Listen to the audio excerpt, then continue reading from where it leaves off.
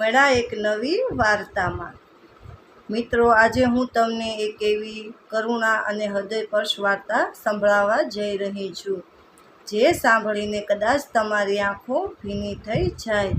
આ માત્ર એક પિતાની વાર્તા નથી, પરંતુ દરેક માતા પિતાના ત્યાગ અને પ્રેમની વાત છે। વાર્તા પૂરી સાંભળજો, કારણ કે અંતમાં એક એવો સંદેશ છે જે જીવન બદલી શકે છે। તો મિત્રો, વાર્તા જરૂર સાંભળજો। લાગણીશીલ ટ્રેનમાં એક પિતા સાથે બનેલી ઘટના। રાત્રિના લગભગ 10 વાગ્યા હતા। અમદાવાદથી દિલ્હી જતી એક ટ્રેન ધીમી ગતિએ આગળ વધી રહી હતી। ડબ્બામાં મોટાભાગના મુસાફરો ઊંઘવાની તૈયારી કરી રહ્યા હતા। એક જ ડબ્બામાં એક વૃદ્ધ માણસ બારી પાસે બેઠા હતા। તેના ચહેરા પર ઉદાસી સ્પષ્ટ દેખાતી હતી। હાથમાં એક નાનું જૂનું રમકડું એન્જિન હતું, જેને તેઓ વારંવાર સાફ કરી રહ્યા હતા। આસપાસ બેઠેલા લોકો વિચારતા હતા કે આ વૃદ્ધ માણસ આટલા દુઃખી કેમ છે? થોડીવાર પછી સામે બેઠેલા એક યુવાને પૂછ્યું, કાકા, આ રમકડું કોનું છે? વૃદ્ધની આંખોમાં આંસુ આવી ગયા। મિત્રો, વાર્તા જરૂર સાંભળજો આખી। પિતા અને બે છોકરાની વાર્તા છે, લાગણીશીલ। ધીમા અવાજે બોલ્યા, આ મારા દીકરાનું છે। ડબ્બામાં શાંતિ છવાઈ ગઈ। યુવાને કહ્યું, તો તમારા દીકરાને ખૂબ ગમતું હશે ને?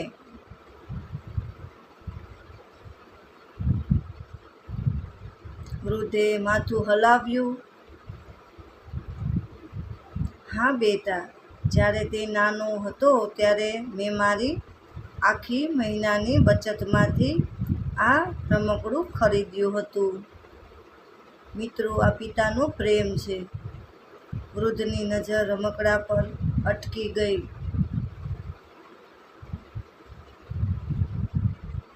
વર્ષો પહેલા વૃદ્ધનું નામ મનહરભાઈ હતું। તેઓ ખૂબ ગરીબ હતા। રેલવે સ્ટેશન પર મજૂરી કરીને પરિવાર ચલાવતા હતા। પત્નીનું વહેલું અવસાન થઈ ગયું હતું।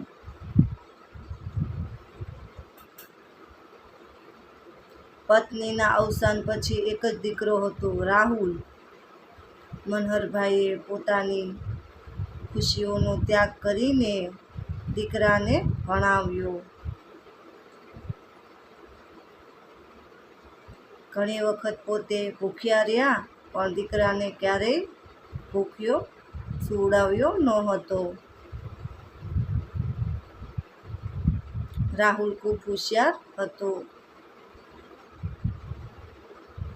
એક દિવસ તેણે કહ્યું, પપ્પા, હું મોટો થઈને મોટો અધિકારી બનવા માંગુ છું। મનહરભાઈની આંખોમાં ખુશીના આંસુ આવી ગયા। તેઓ બોલ્યા, બેટા, તું ફક્ત મહેનત કર, બાકી બધું હું સંભાળી લઈશ। સમય પસાર થતો ગયો। મનહરભાઈ દિવસ રાત મહેનત કરતા રહ્યા। પોતાની જમીન વેચી દીધી ને પત્નીના દાગીના પણ વેચી દીધા ને બીજી લોન કરાવી લીધી, પણ દીકરાનું ભણતર બંધ ન થવા દીધું. આ પિતાનો ત્યાગ છે મિત્રો. અંતે રાહુલ મોટી કંપનીમાં અધિકારી બની ગયો. આખા ગામમાં ખુશી છવાઈ ગઈ.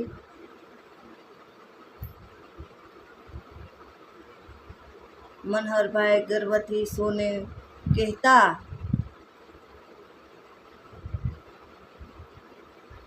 મારો દીકરો બહુ મોટો માણસ બન્યો છે.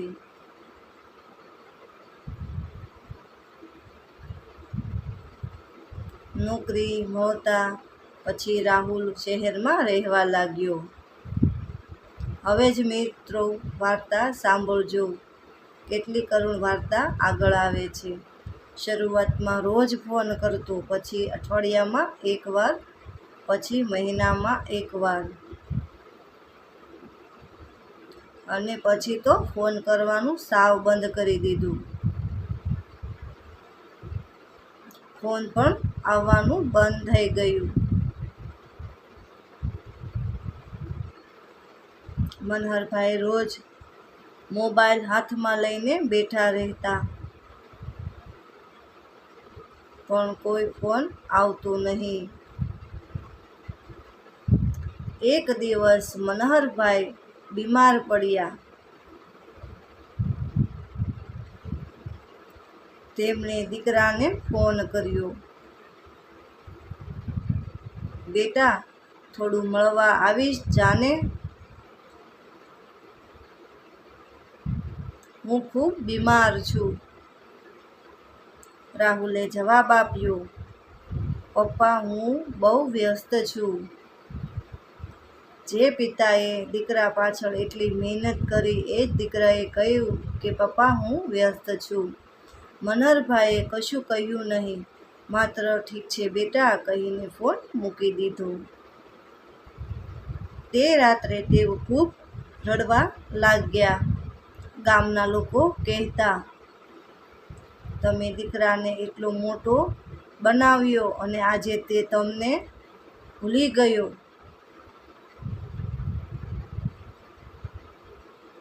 પણ મનહરભાઈ હંમેશા દીકરાનો પક્ષ લેતા.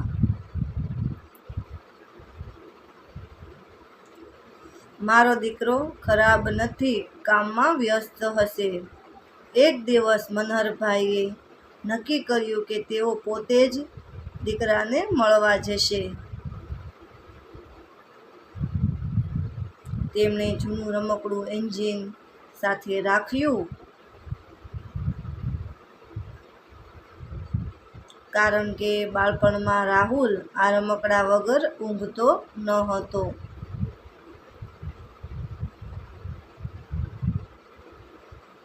તેઓ ટ્રેનમાં બેઠા, એ જ ટ્રેન જેમાં આજે બધા મુસાફરો તેમને જોઈ રહ્યા હતા.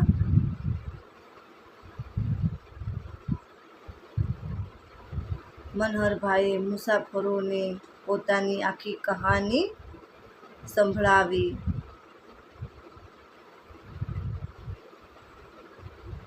સાંભળીને ઘણા લોકોની આંખોમાં આંસુ આવી ગયા. સવાઈ ગઈ.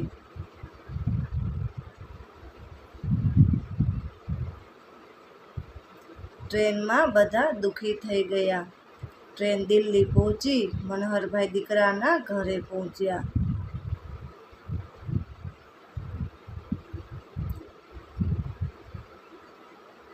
મોટો બંગલો હતો. દરવાજા પર સુરક્ષા ગાર્ડ ઊભો હતો.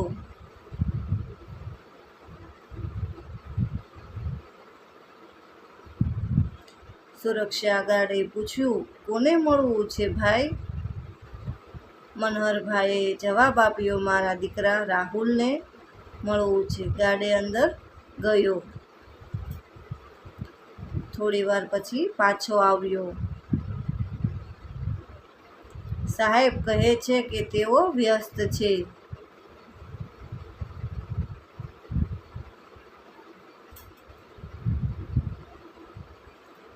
મનહરભાઈનું હૃદય તૂટી ગયું. તેમણે કહ્યું, બસ આ રમકડું આપી દેજો. રાહુલે રમકડું જોયું. એક ક્ષણ માટે બાળપણ યાદ આવી ગયું. પિતાની મહેનત યાદ આવી. પોતાના માટે કરેલા ત્યાગ યાદ આવ્યા.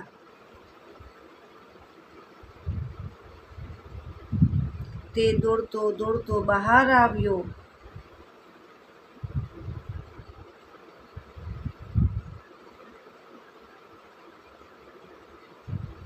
પણ બહાર સુધી પહોંચતા મનહરભાઈ બેભાન થઈ ગયા હતા.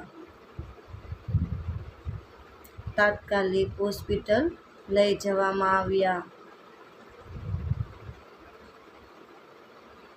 ડોક્ટરે કહ્યું, ઘણું મોડું થઈ ગયું. રાહુલના પગ નીચેથી જમીન સરકી ગઈ.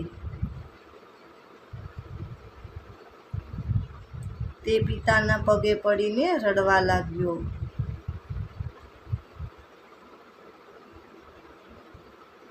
પપ્પા, મને માફ કરી દો. મનહરભાઈએ ધીમેથી આંખ ખોલી.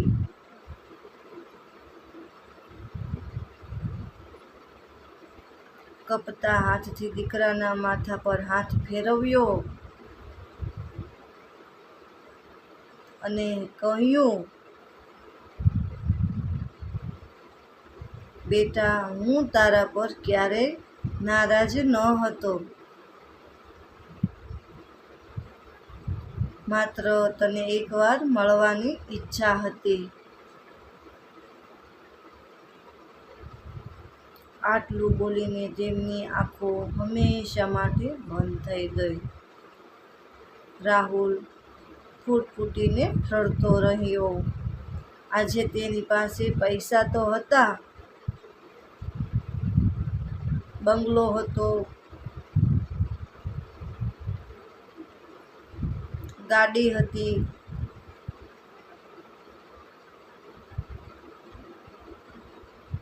માન સન્માન હતું, પણ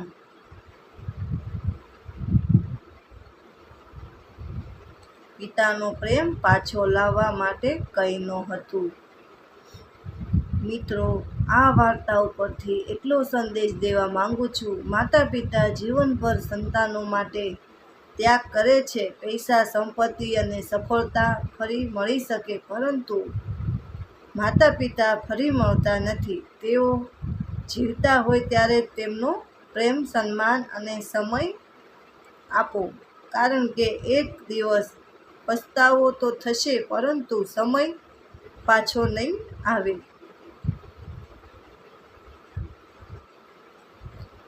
કોમેન્ટમાં માતા પિતાની સેવા સૌથી મોટું પૂર્ણ છે લખી નાખજો. જો તમને વાર્તા ગમી હોય તો તમારા મિત્રોને શેર કરજો.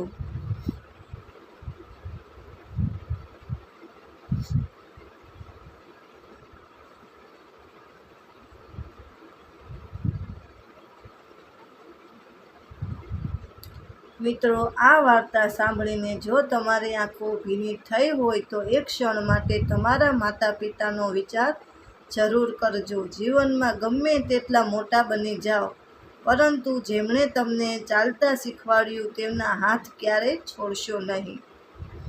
પૈસા, સંપત્તિ અને સફળતા ફરી મળી શકે છે, પરંતુ માતા પિતાનો પ્રેમ અને તેમનો સાથ ફરી ક્યારેય મળતો નથી. તેથી તેઓ જીવતા હોય ત્યાં સુધી તેમને સમય આપો, તેમનો આદર કરો અને તેમના ચહેરા પર સ્મિત લાવવાનો પ્રયત્ન કરો.